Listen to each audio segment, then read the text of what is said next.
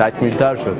امشب مردی بعد از سالها در این اجرا حضور پیدا کرده که در تمام فیلم‌ها حضورش بوی مردونگی، غیرت و کسی نیست جز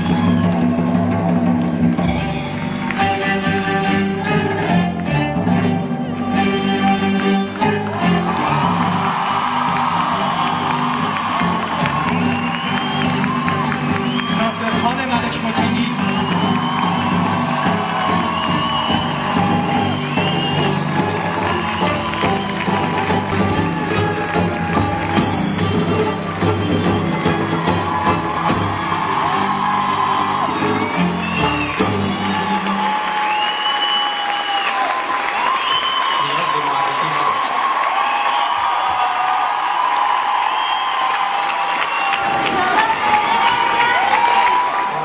ترین، عاشقانه ترین، صادقانه ترین سلام و ارادتم و خدمت همتون.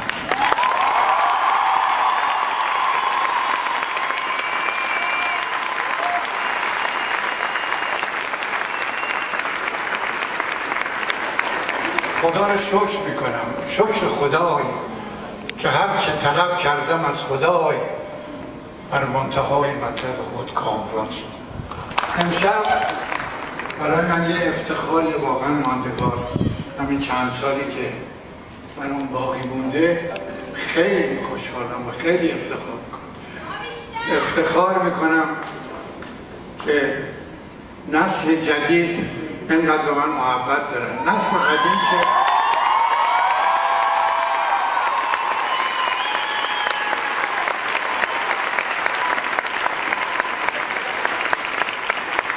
من از خیلی سالهای دور با نداشتن وسیله، با نداشتن تکنیک، با نداشتن دانش سینما لنگون به همت و لطف مردم تا اینجا رسیدم و افتخار میکنم.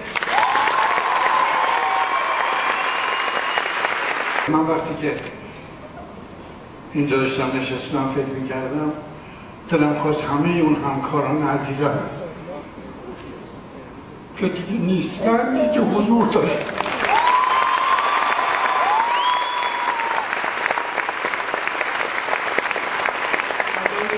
میکنم نسبت به همه اونایی که با اون گرفتاری و مشکلات که در اون سالهای گذشته برای ورود به عالم سینما، موسیقی و چیزهای دیگه بود مقاومت کردن، سرزنش‌ها رو خریدن و باقی موندن.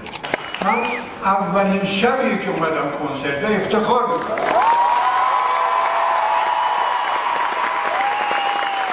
امشب این ترانه ها و این یاد این جمشید شیروانی رفیق عزیزمون که نیست، وقتی جوان اول تئاتر سینما بود 70-80 سال پیش. در حال نمیدونم خوشحالی خودمون چجوری ابراز بکنم. به هر حال گفت به جز از عشق که اسباب سرافرازی بود هر چه دیدیم و شنیدیم همه باز بود.